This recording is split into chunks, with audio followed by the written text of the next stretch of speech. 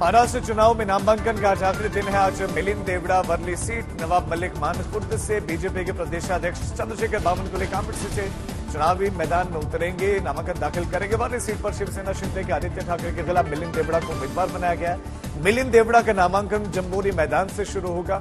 CM Shinde समेत कई वरिष्ठ नेता नामांकन में शामिल होंगे। वहीं बीजेपी के प्रदेशाध्यक्ष चंद्रशेखर बावनकुले नामांकन दाखिल करने से पहले एक रैली करेंगे। इससे पहले वो नितिन गडकरी से मुलाकात करने भी जाएंगे। आज नामांकन का आखिरी दिन है, लेकिन महायुति की तरफ से 9 और महाविकास आघाड़ी की तरफ से 23 सीटों पर अभी भी उम्मीदवारों के नाम का पूरा ऐलान नहीं हुआ। महायुति में शामिल बीजेपी ने अभी तक 146 उम्मीदवारों को टिकट दिया है। वहीं एकनाथ शिंदे की शिवसेना ने 78 उम्मीदवार उतारे हैं। एनसीपी ने 49 उम्मीदवार मैदान में उतारे हैं और अघाड़ी में उद्धव गुट की शिवसेना ने 84 उम्मीदवारों के नामों का ऐलान किया है। कांग्रेस ने अब तक 99 उम्मीदवारों की लिस्ट जारी की है। वहीं शरद पवार ने 82 उम्मीदवारों का नाम का ऐलान किया है।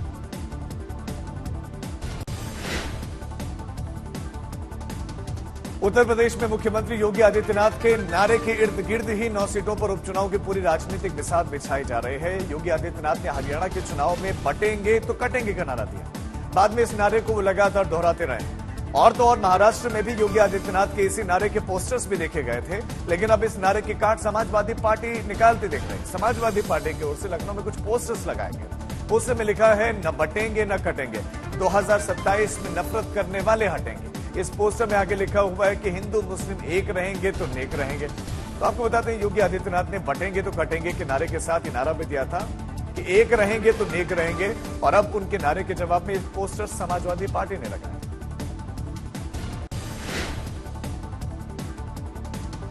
वक्फ संशोधन विधेयक 2024 पर संसद में जेपीसी की बैठक में मंथन जारी है और कल की बैठक में उत्तराखंड वक्फ बोर्ड की ओर से बैठक में एक मांग रखी गई कि वक्फ बोर्ड की जमीन सैनिकों के परिवार वालों को दी जाए। सूत्रों से खबर है कि उत्तराखंड वक्फ बोर्ड की तरफ से कहा गया कि दरगाह, मस्जिद, कब्रिस्तानों को छोड़कर बाकी दूसरी लीज पर दी गई वक्फ बोर्ड की जमीन सैनिकों के परिवार वालों को दी जाए।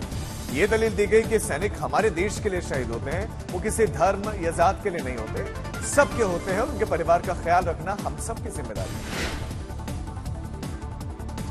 लॉरेंस बिश्नोई गैंग की तरफ से पूर्णिया के सांसद पप्पू यादव को जान से मारने की धमकी दी गई है। कॉल करने वाले का दावा है कि वो लगातार पप्पू यादव के कई ठिकानों की रेकी भी कर रहे हैं, उन्हें जान से मार भी डालेगा। पप्पू यादव को सलमान खान के मुद्दे पर अलग रहने की हिदायत भी दी गई। पप्पू यादव ने मामले की जानकारी बिहार डीजीपी को दी ताकि इस पर कार्रवाई हो सके। पप्पू यादव को फोन पर धमकी दी गई और दावा है कि लॉरेंस बिश्नोई जेल में जैमर प्रति 1 घंटा 1 लाख रुपए देकर बंद करवा रहा है। पप्पू यादव से बात करने की कोशिश कर रहा है, मगर पप्पू यादव फोन पर नहीं आ रहे। लखनऊ के चिन्हट थाने में लॉकअप में मोहित पांडे की मौत की मजिस्ट्रियल जांच होगी। जिलाधिकारी ने आदेश दे दिए हैं। एसीपी विभूति खंड ने डीएम लखनऊ को इसके लिए चिट्ठी लिखी और एडीएम रैंक के अधिकारी मोहित पांडे की हिरासत में मौत के मामले में मजिस्ट्रियल जांच करेंगे। और इससे पहले कल मुख्यमंत्री योगी आदित्यनाथ ने परिवार वालों से मुलाकात की थी और मुख्यमंत्री की ओर से आर्थिक मदद दी गई, जिस पर राजनीति भी शुरू हो गई। तो बीजेपी विधायक ने सीएम के आदेश के बाद परिवार वालों को चेक सौंपा। यूपी के डिप्टी सीएम ब्रजेश पाठक भी मोहित पांडे के घर पर गए। डिप्टी सीएम ने कहा कि मामले में दोषियों पर कार्रवाई होगी, सस्पेंशन भी होगी। यूपी के बहराइच में हुई हिंसा के मामले में एसपी ने बड़ी कार्रवाई की है। 29 हेड कांस्टेबल और सिपाहियों को लाइन हाजिर कर दिया गया। एसपी ने हरदी और रामगांव थाने के 29 हेड कांस्टेबल और सिपाहियों को लाइन हाजिर करके इनके स्थान पर दूसरे पुलिसकर्मियों की तैनाती कर दी है। आपको बता दें कि बहराइच के हरदी थाना में महाराजगंज में 13 अक्टूबर को हिंसा हुई थी, जिसके बाद 14 अक्टूबर को आगजनी और फिर गाड़ियों में तोड़फोड़ भी हिंसा हुई। इसको लेकर सीओ, थानाध्यक्ष, चौकी इंचार्ज, तहसीलदार पर पहले ही कार्रवाई हो चुकी है। प्रदूषण से निपटने के लिए दिल्ली सरकार 10,000 वॉलंटियर्स को तैनात करेगी। इन्हें पिछले साल बस मार्शल के रूप में काम करने के दौरान नौकरी से हटा दिया गया था। अब इन्हें दिल्ली में प्रदूषण को कम करने से संबंधित उपायों को लागू करने में लगाया जाएगा।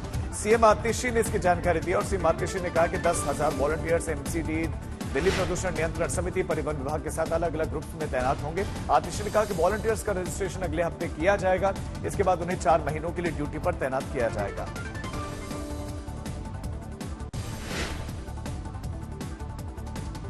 दिल्ली में राष्ट्रीय एकता दिवस पर होने वाले रन फॉर यूनिटी का आयोजन हुआ। हर साल 31 अक्टूबर को सरदार पटेल की जयंती के मौके पर राष्ट्रीय एकता दिवस का आयोजन होता है, लेकिन इस बार दीपावली के चलते रन फॉर यूनिटी का आयोजन आज हुआ।